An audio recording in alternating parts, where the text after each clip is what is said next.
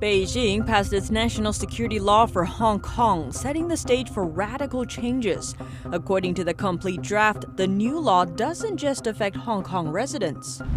Hundreds of middle-class Beijing residents try to stop police from tearing down their homes. One expert says the move is an unusual one, as forced demolitions usually target those at the bottom of society. The U.S. making a series of moves in the Indo-Pacific, suggesting America might be taking real action to counter China's coercive behaviors in the region and defend its allies. In a strong move targeting China in the online space, India bans nearly 60 Chinese mobile apps. This is just the beginning of the anti-China sentiment in India. And a newfound strain of swine flu proving infectious to humans. A study says the strain has a potential pandemic threat, but experts warn not to overreact. Welcome to China in Focus. I'm Tiffany Meyer.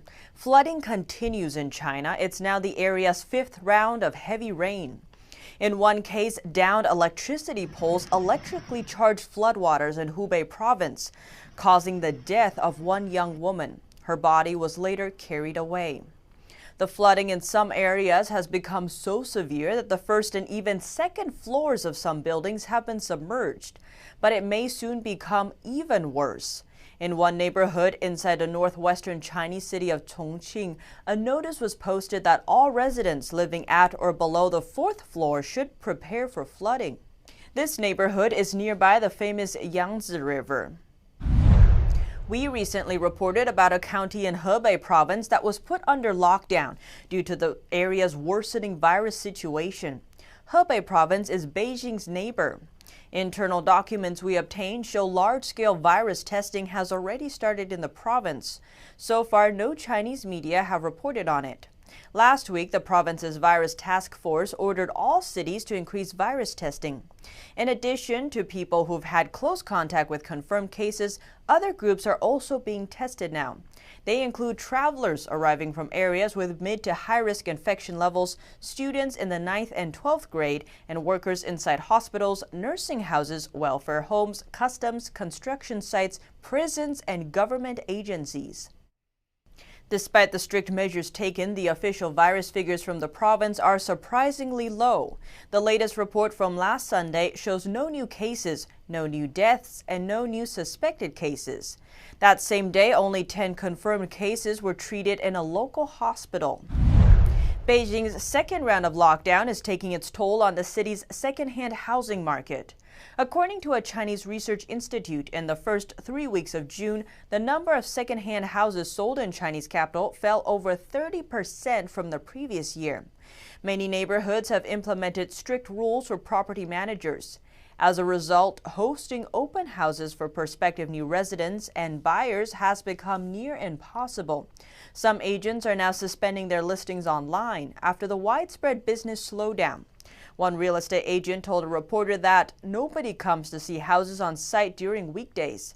It's already good if we can have one client during the weekend.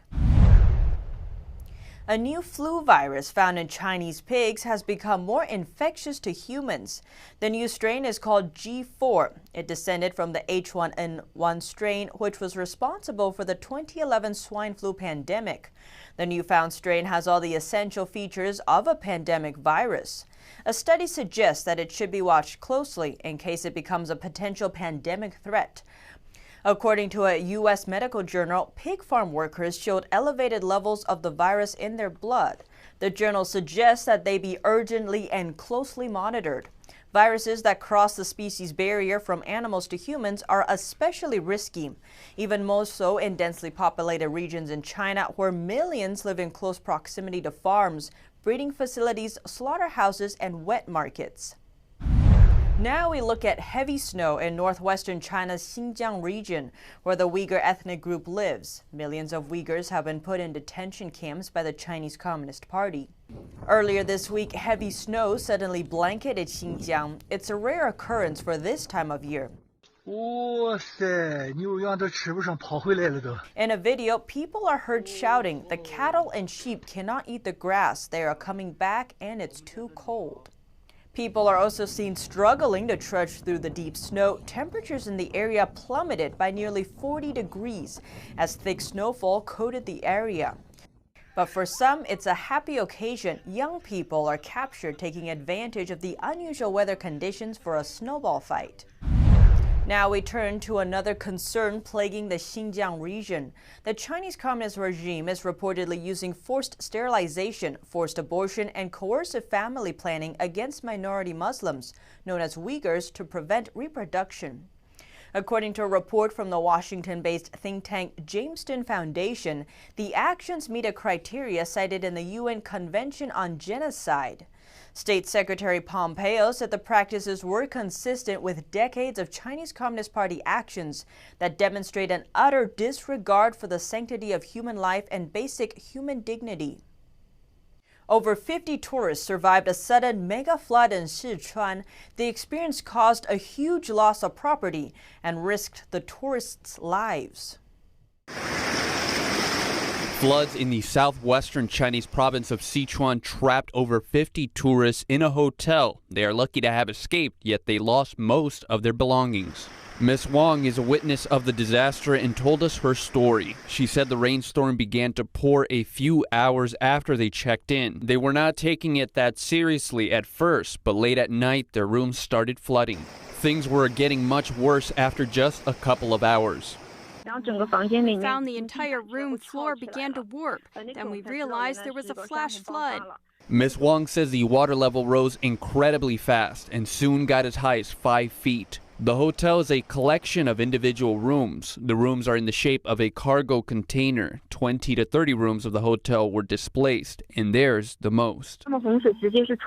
Floods blocked the entire front door, and there was no way we could open it. We could get out from the back window, but we didn't dare to. The torrential floods were outside everywhere. They had to wait for rescue, but that was not easy. Ms. Wang says the hotel staff evacuated the moment they felt the water, with only 3 or 4 people left in the hotel. Most of the employees left, and they did not notify us to evacuate at all.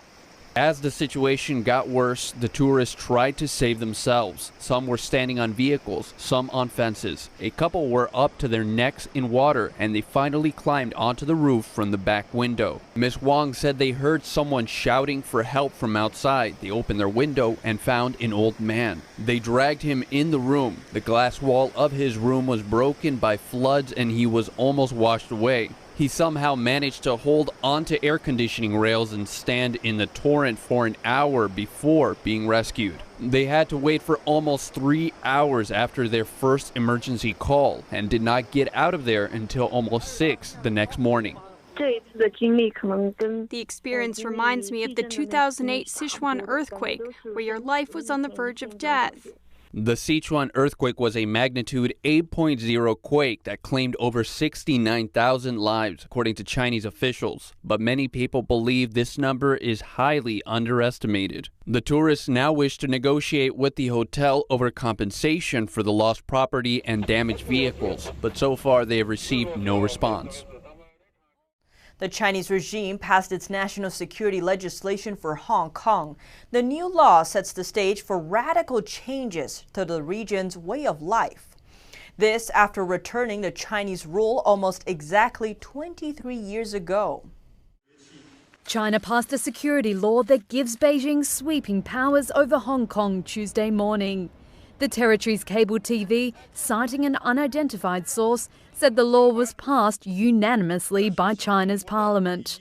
It sets the stage for the most radical changes to the former British colony since it was handed back to China in 1997. A draft of the law had not yet been published, but Beijing says it aims to tackle subversion, terrorism, separatism and collusion with foreign forces.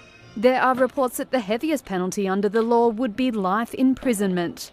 Hong Kong's leader Carrie Lam spoke shortly after news broke, but refused to comment.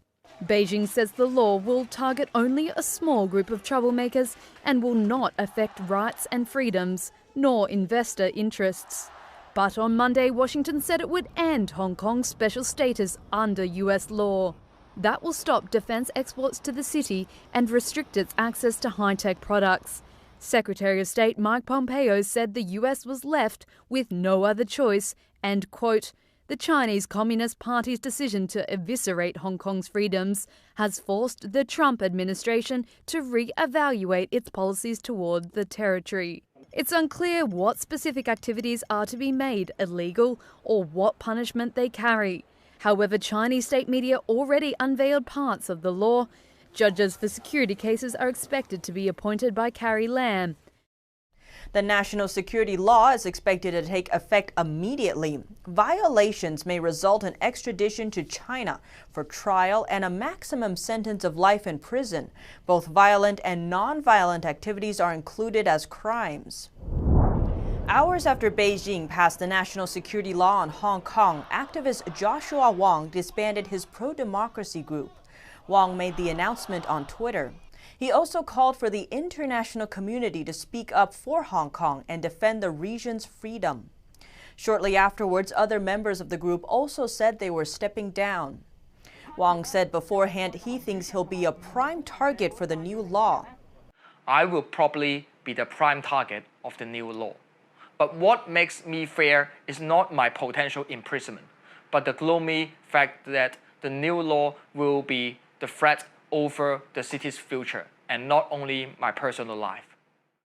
Wong was at the forefront of the city's pro-democracy umbrella movement protests in 2014. He's rallied overseas support for the pro-democracy movements in Hong Kong, particularly in the U.S. But he's come under fire in Beijing. Many Chinese state-run media have printed his name and slammed him for his activities. Despite fears over the law's passing, protests are still planned in Hong Kong. With Beijing's draconian national security law to take imminent effect, Hong Kongers' voices are still calling out their objection.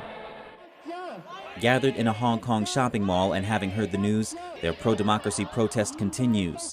What they don't know yet is whether this kind of activity will be deemed illegal under the new law. This Hong Kong resident says the law is very vague. He says most people don't know what the law specifically prohibits or what the punishments will be. Most of the Hong Kong people, indeed all of them, have no idea what even the law is, and no idea what the provisions are, and what are the punishments, and what are the so-called the punishable acts. But they do know that the law wasn't passed according to the One Country, Two Systems agreement put in place when the region was handed over to China from British control 23 years ago. The framework was set to protect freedoms unavailable in mainland China for at least 50 years. Based on the One Country, Two System, Hong Kong's own law should be passed in the Legislative Council in the Hong Kong way, but not in the Chinese way. This student says Hong Kongers have had no say in the law, and it was passed through improper channels, overriding Hong Kong's own legislative body. Local activists in Hong Kong are still urging people to take to the streets on Wednesday, July 1st, to protest. Police have banned the gathering. The organizers of the event include pro-democracy group leaders, the chairman of Hong Kong's Democratic Party, district councillors, and lawmakers. Hong Kong's leader Carrie Lam welcomed the new law in a statement, saying it would come into effect later that day. The complete draft of the law was published at 11 p.m. local time, and here are some of the highlights. First, it's noteworthy that the law is extraterritorial. According to Article 38 of the draft, the law doesn't only punish Hong Kong residents deemed as security threats by Beijing, but it also applies to non-Hong Kong residents who violated this law outside of Hong Kong. Essentially, even non-Hong Kong people criticizing Beijing government could also be punished once they set foot on Hong Kong. And Article 36 notes that so long as the individual or entity's activities have the effect on Hong Kong, they will be viewed as committing a crime in Hong Kong. The law also confirms concerns that Beijing will send its people to Hong Kong to enforce the law. Under Article 54, Beijing and the Hong Kong government will join force to manage foreign organizations and news agencies in the city. Meanwhile, according to Article 60, security agents sent from Beijing are not under Hong Kong's jurisdiction. Therefore, they don't have to obey the laws in Hong Kong. And finally, according to Article 65, the ultimate power to interpret the law rests with Beijing's National People's Congress. But international criticism is mounting. Taiwan's president told reporters she was very disappointed by China's imposition of the law. She said it proved the one country, two systems formula, which Beijing has suggested could be a basis for unification with the mainland, was not viable. She also wrote on Twitter that Taiwan will continue to support Hong Kongers who want freedom and democracy. Other countries voicing concern include Japan, the British government, the European Union, and South Korea. The UK expresses its deep concern over Beijing passing the so-called national security law. It fears that Hong Kongers could soon lose their freedoms. Our UK correspondent Jane Werrell has more. There are fears that Hong Kong's unique freedoms are at risk as Beijing increasingly draws the city into its orbit. The UK Prime Minister saying he will scrutinise the text of a new law once it's out and translated. Beijing passed the law before publishing full details of the legislation. He expressed his concerns this morning. We are obviously deeply concerned about the decision to pass the national security law in Beijing as it affects Hong Kong. In the House of Commons, Raab said he will bring it up with the UN. The success of Hong Kong, the entrepreneurial spirit, the vibrancy, the economic success, has been built on its autonomy in the one country, two systems paradigm. That clearly is at threat. There are fears that human rights violations happening in China could extend to Hong Kong. The concerns are real in Westminster here, not just from myself as chair of the APPG and Freedom of Religious Belief, but indeed from many others who have concerns for those citizens in Hong Kong who will then be subject to a law in China that quite clearly is there to support the state and to suppress religious freedom, to suppress human rights and to suppress equality issues. There's a push for a global response, with evidence showing the Chinese regime's human rights abuses of Falun Gong practitioners, Christians and Uyghurs in Xinjiang. Some people say that Hong Kong will become the new Xinjiang. And that might seem like a huge overstatement. You might look at Hong Kong now and say, well, it's nothing like that region. How could it become that way? But I suggest that those who are saying it could never happen do not understand the Chinese Communist Party and the way that they see independence or successionist efforts. The UK Foreign Secretary has promised the UK would follow through with its offer to extend visa rights to about 2.9 million Hong Kongers. An urgent question on Hong Kong is expected in Parliament tomorrow. Jane Werrell, NTD News, London. Lawmakers and campaigners are calling for the UK, EU, US and Canada, among others, to come together to offer more visa options to Hong Kongers who might need refuge. Now we turn to the U.S. response. The United States will now take steps to end exports of both civil and military technology to Hong Kong, the same as it does for mainland China. The decision was made even before Beijing's final vote to enact the national security law in the city. The new law has alarmed foreign governments and democracy activists who say it undermines the region's freedom and autonomy. U.S. Secretary of State Mike Pompeo said the U.S. ban is an effort to protect national security, and if Beijing uses a one-country, one-system approach with Hong Kong, the U.S. must do the same. He added that the U.S. cannot risk these items falling into the hands of the People's Liberation Army, whose primary purpose is to uphold the dictatorship of the CCP by any means necessary. About a decade ago, the U.S. expanded restrictions to prohibit exporting military items to mainland China. And the U.S. is cutting off some trade benefits to Hong Kong. This comes after Beijing imposed a national security law that would limit Hong Kong's autonomy and raise national security concerns for the U.S. The Trump administration is making it harder to export sensitive American technology to Hong Kong. U.S. Commerce Secretary Wilbur Ross said that with the Chinese Communist Party's imposition of new security measures on Hong Kong, the risk that sensitive U.S. technology will be diverted to the People's Liberation Army or Ministry of State Security has increased, all while undermining the territory's autonomy. The Commerce Department will suspend special treatment to Hong Kong for things like export license exceptions. Sensitive technology exports to Hong Kong and mainland China used to be treated differently. Before, only China needed special licenses. Now, exports to Hong Kong will also need special licenses. The U.S. will also stop selling defense equipment to Hong Kong. It's a symbolic act that will most likely affect sales to Hong Kong's police forces. But Hong Kong remains an important trading partner for the U.S. In 2018, America's largest trade surplus was with Hong Kong at $31 billion. At that time, over 700 U.S. companies had regional offices there. Residents from an upscale Beijing neighborhood are now struggling after local officials destroyed their homes. One expert says the move is an unusual one, as forced demolitions usually target those at the bottom of society. NTD's Juliet Song has more. An unusual sight in one Beijing district. Hundreds of residents gathered in front of their homes at 5 o'clock in the morning. They assembled to wait for the police to arrive, who were on their way to tear down their houses. Based on past experiences, the police will usually make their move before dawn. Lee was among the residents trying to guard their homes. To protect his safety, we gave him a pseudonym and distorted his voice. Residents formed a human wall and threw stones, shouting, "Guard our homes," in an effort to block police from entering the neighborhood. The police sprayed pepper spray on people at the front, same as they did with Hong Kong protesters, directly into the face. Lee said that one woman, who had not acted violently or provoked the police, was sprayed directly in the eyes. She was handled violently by police afterward.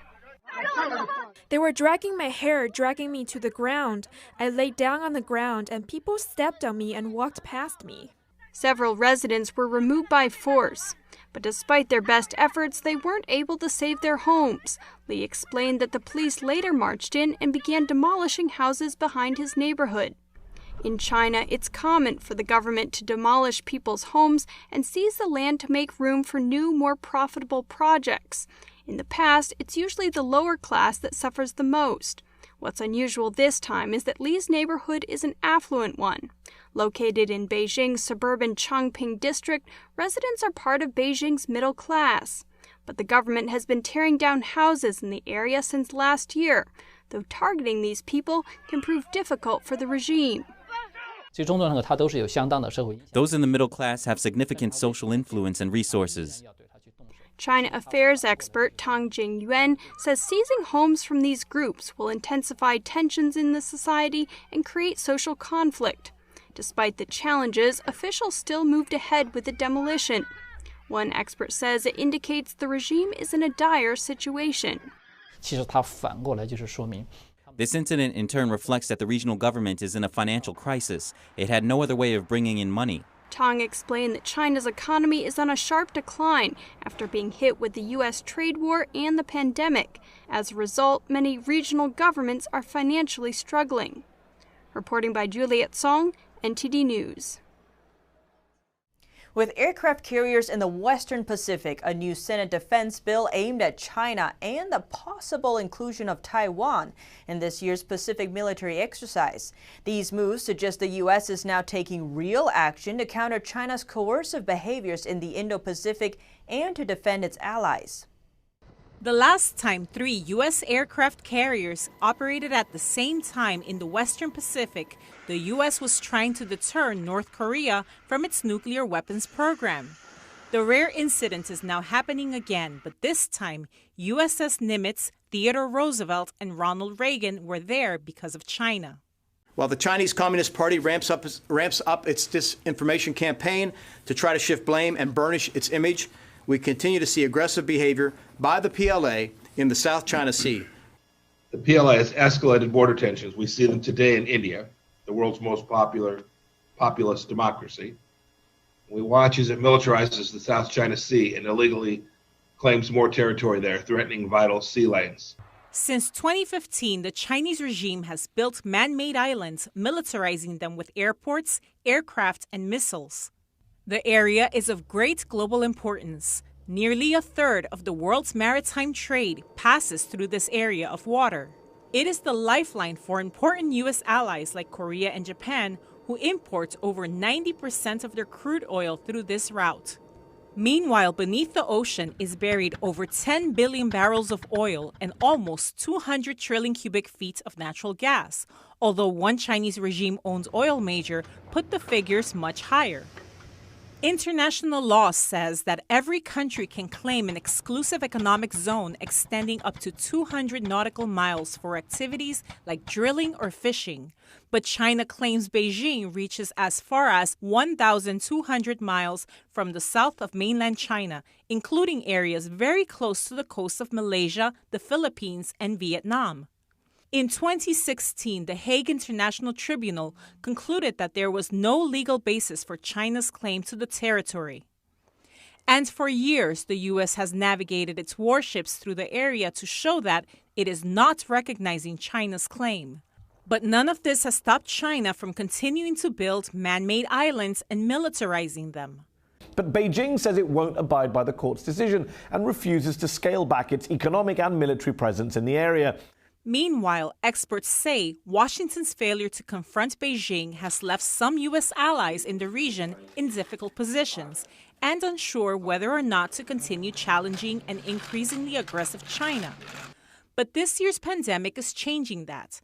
The Pacific pivot, as promised by 3 U.S. administrations to its Asian allies, might finally become reality. Earlier this month, the Senate's Armed Service Committee approved a $6 billion military fund to establish the Pacific Deterrence Initiative. It requires the Defense Department to build more smaller but more flexible bases in the region to counter China's potential missile strike and increase information sharing among allies in the region. The committee's summary said that the fund will focus resources on key military capabilities to deter China, while it will also reassure U.S. allies and partners and send a strong signal to the Chinese Communist Party that the American people are committed to defending U.S. interests in the Indo-Pacific. Meanwhile, the Senate committee pressed a hot button by proposing an invitation to Taiwan in this year's Pacific Maritime Exercises in August, the biggest joint drill in the world.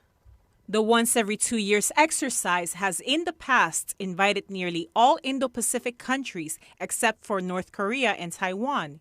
Even Russia participated once in 2012. China was also invited to participate in the exercise in 2014 and again in 2016. But in 2018, the Trump administration excluded China for its coercive behavior in the South China Sea. This year's potential invitation to Taiwan may signify a bipartisan willingness to reconsider U.S. military relationships with China and Taiwan. There is a change of situation. Part of the reason is the regional tension caused by the CCP virus. The U.S. Navy's recent mobilization, the behaviors recently by its allies and the U.S. Indo-Pacific Command have shown that the most important thing is the Indo-Pacific region. From Northeast Asia along the East China Sea, the periphery of the Taiwan Strait, to the Bashi Channel and the South China Sea, they are now strengthening alliances and increasing military power. The role of Taiwan has become increasingly important. Therefore, we still look forward to the Pacific Rim military exercise this year, and if Taiwan can be officially invited, that is another breakthrough. During the 1950s to the 1970s, the U.S. and Taiwan were allies under the Sino-American Mutual Defense Treaty, agreeing that if one country came under attack, the other would aid and provide military support. In 1979, the Carter administration established diplomatic relations with Beijing and unilaterally annulled the treaty with Taiwan. Some of the treaty's content was carried over to the Taiwan Relations Act, which doesn't promise direct military assistance in case of an invasion by Beijing. Reporting by Penny Zhou, NTD News. India has launched a series of bans on Chinese products, services, and even officials. The move comes after a deadly border clash between the countries earlier this month. India is banning nearly 60 Chinese mobile apps, including TikTok and China's Twitter equivalent WeChat. Indian officials claim they threaten national security. TikTok owner ByteDance had plans to invest $1 billion in India. The company also recently ramped up hiring there.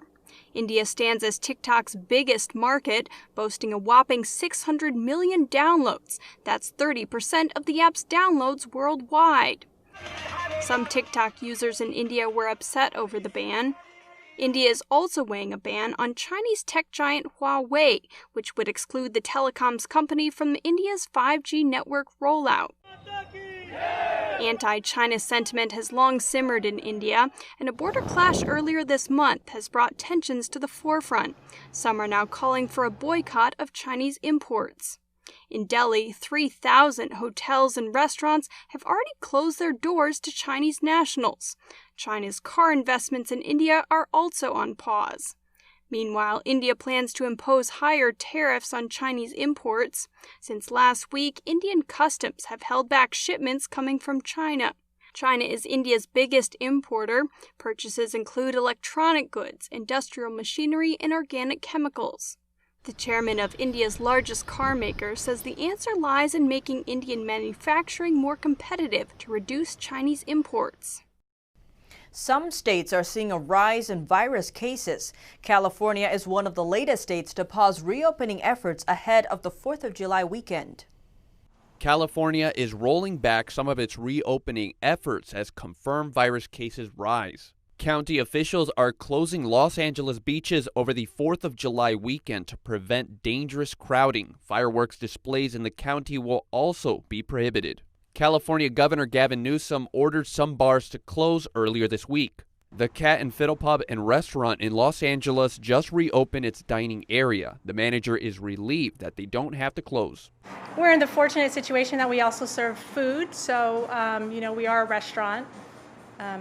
So it's it's a good thing for us. I'm glad, especially since today is the first day that we're allowing dining customers that we're able to stay open. She hopes things can turn around quickly. The business is not what it used to be, and it's a different experience, but I think people are, getting used to the idea that this is going to be a normal for a little while. Public health officials identify bars as the riskiest non-essential businesses currently open. Last week, Texas and Florida shut all their bars. Arizona's governor also rolled back the state's reopening this week. He's ordered the closure of bars, nightclubs, gyms, movie theaters, and water parks. Here at China in Focus, we dedicate ourselves to bringing you truthful, unbiased reporting. Don't forget to like and subscribe for the latest updates, and see you tomorrow.